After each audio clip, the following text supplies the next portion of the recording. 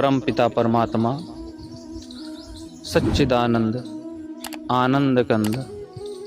परमानंद के सानिध्य में उपस्थित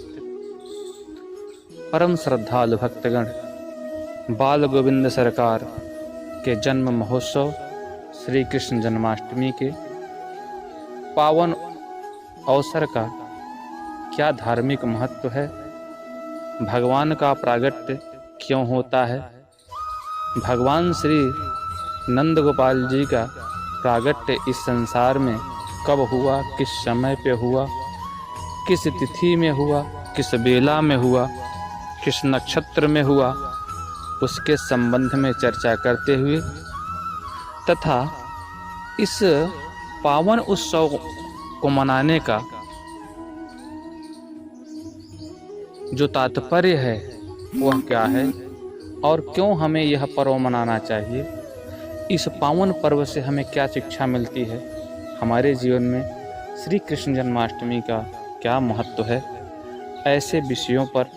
प्रकाश डालते हुए मध्य रात्रि आने पर श्री नारायण के प्रागट्य कीर्तन के साथ श्री बाल गोपाल जी का प्रागट्य उत्सव मनाते हुए भगवान का विधिवत पूजन करने के पश्चात आरती का कार्यक्रम किया जाएगा। प्रेम श्री बाल गोविंद सरकार की जय। भगवान श्री बाल गोविंद सरकार जी का प्रागट्य भाद्रपद मास की कृष्ण पक्ष की अष्टमी तिथि को मध्य रात्रि में जब रोहिणी नक्षत्र प्रकट स्वरूप में था, उस समय श्री नारायण जी पूर्ण अवतार में श्री बाल गोविंद सरकार के रूप में श्री माता देवकी के गर्भ से उत्पन्न होते हैं और माता देवकी और वसुदेव जी को उनके माता पिता होने का सौभाग्य प्रदान करते हैं। नारायण का प्रागट्य क्यों होता है और ऐसी क्या स्थितियां और परिस्थितियां होती हैं कि नारायण स्वयं अपने प्रकट स्वरूप में इस धराधाम पर आते हैं। गीता में भगवान श्री कृष्ण अर्जुन से कहते हैं, यदा यदा हि धर्मस्य ग्लानिर्भवति भारत अभ्युत्थानमधर्मस्य तदात्मानं सृजाम्यहं परित्राणाय साधूनां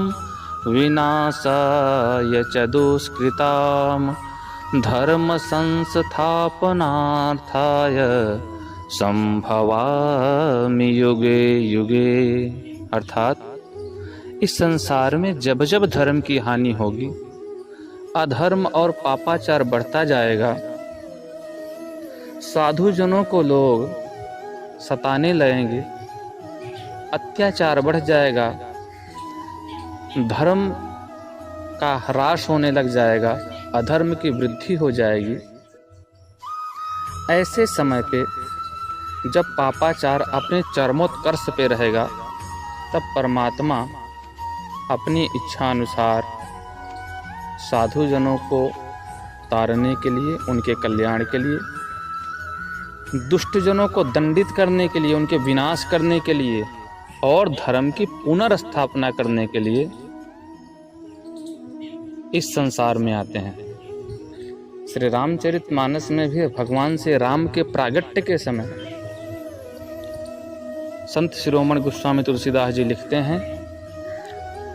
जब जब होहि धर्म कै हानि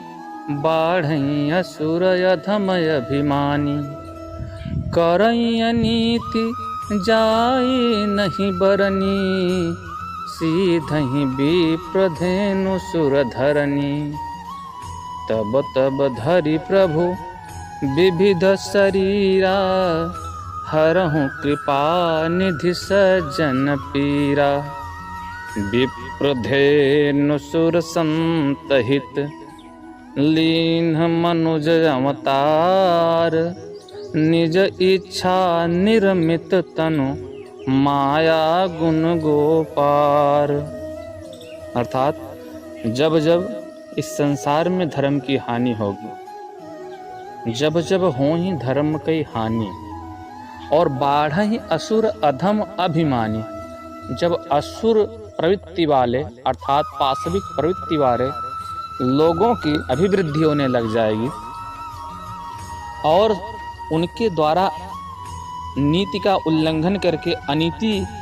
के सारे कार्य किए जाने लगेंगे और उनके द्वारा विप्रजन संतजन प्रताड़ित होते रहेंगे, दंडित होते रहेंगे, और उनके इस पापाचार से जब धरती त्राही करने लग जाएगी, पूरे प्रकृति का संतुलन बिगड़ जाएगा, गौधन को प्रकृति में किया जाएगा, गौ माता की हत्या की जाएगी, व्याप्त हो जाएगा, तब तब धरि प्रभु विविध शरीरा। उस समय परमात्मा अलग अलग रूपों में, जैसे नारायण के 24 अवतार का वर्णन आता है, तो नारायण अनेक रूप में साधुजनों के कल्याण के लिए और तात्कालिक परिस्थिति के अनुसार दुष्टों को दंडित करने के लिए कैसा स्वरूप धारण करना आवश्यक है, उस शरीर को धारण करके तब तब धरि प्रभु विविध शरीरा, हरहि कृपा निधि सज्जन पीरा। जो करुणा के सागर हैं हमारे परमात्मा, हमारे नंदलाल जी, वे सज्जनों के पीड़ा को हरने के लिए विविध स्वरूपों में इस धराधाम पे आते हैं। विप्रधेनु सुर संत हित, कारण क्या है? विप्र ब्राह्मणों के लिए, धेनु गौ माता के लिए, सुर देवताओं के अभिष्ट सिद्धि के लिए, और संतों को तारने के लिए, उनको अनुग्रहित करने के लिए और पापियों के आक्रांत से उनको बचाने के लिए लीन मनुज अवतार, त्रेतायुग में मनुष्य स्वरूप में आए थे। निज इच्छा निर्मित तनु, मनुष्य के अतिरिक्त और भी स्वरूप धारण कर सकते थे। निज इच्छा निर्मित, अपनी इच्छा से जैसा चाहेंगे बनाकर, माया गुण गोपाल। क्यों? क्योंकि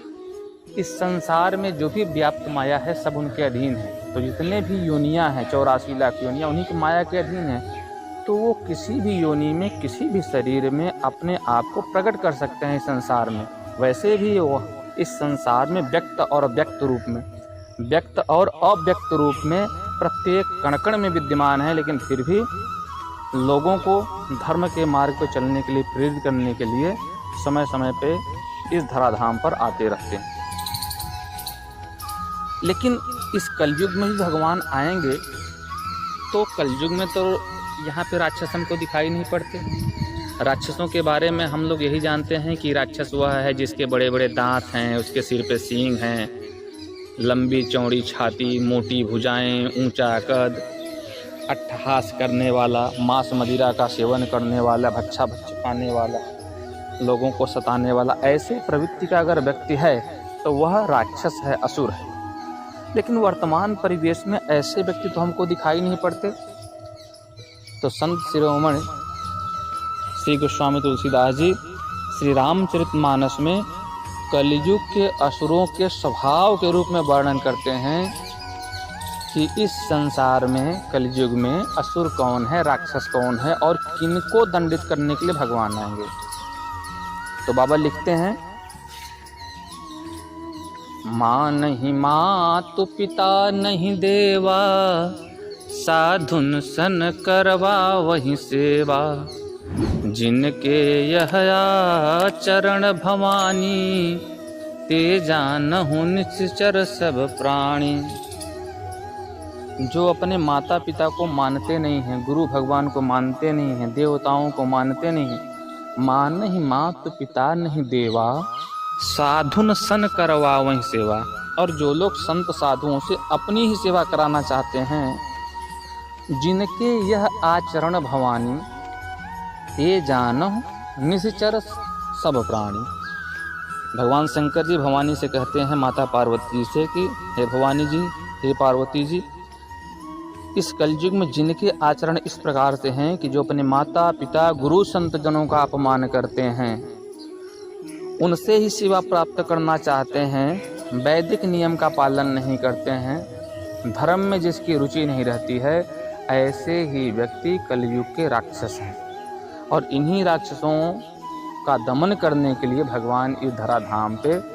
पधारेंगे। भगवान श्री रामचंद्र जी और भगवान श्री कृष्णचंद्र जी या जितने भी अवतार भगवान के हुए हैं, सभी चरित्र अपने आप में अद्वितीय हैं। आज हम अगर भगवान का यह जन्म मना रहे हैं तो यह प्रत्येक वर्ष आता है, लेकिन हमने अपने जीवन में इस उत्सव से क्या सीखा और जो मानवीय मूल्य हैं, जो नैतिक मूल्य हैं, कितना उसको जागृत करके रखा अपने अंदर, यह महत्वपूर्ण है। तो इस त्यौहार से अगर हमको कुछ सीखना है तो हमको यह सीखना पड़ेगा कि जो चरित्र भगवान श्री कृष्णचंद्र जी ने अपने जीवन में करके दिखाया है, जो पावन चरित्र उन्होंने प्रकट किया है इस संसार में, अगर उसमें कुछ ही चरित्रों का हम अनुसरण कर लें तब भी हमारा जीवन धन्य हो जाएगा और हम धर्म के मार्ग पर चलते हुए